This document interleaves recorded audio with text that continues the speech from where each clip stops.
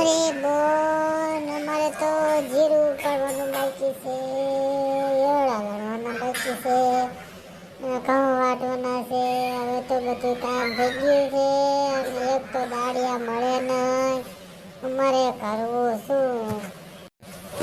તો અમારા ગામમાં નવા દાળિયા આવે છે, તો તમે દાળીએ અમારા ગામનાને કહી દો ને. 215 રૂપિયા દાળી લેશે 2 કલાકના. તો તમારે દાળિયા મગાવો ને તો અમારા ગામમાં દાળિયાનો કોન્ટેક્ટ કરી નાખો, તો તમને થોડીક મજા આવે ને તમારું બધું કામ ટાઈમથી કામ થઈ જાય. નકર જો અંબાલાલ કાકાની આગાહી થશે ને તો જીરું બગાડશે અને તમારા બધે ધાણા બધું બગાડશે.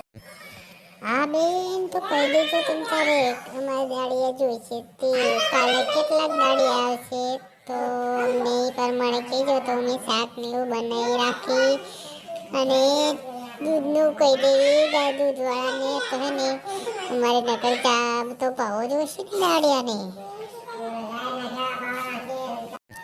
હા બેન, ચા જોઈશે, એક ટક શાક દેવાનું અને એક ટક ચા દેવાનું.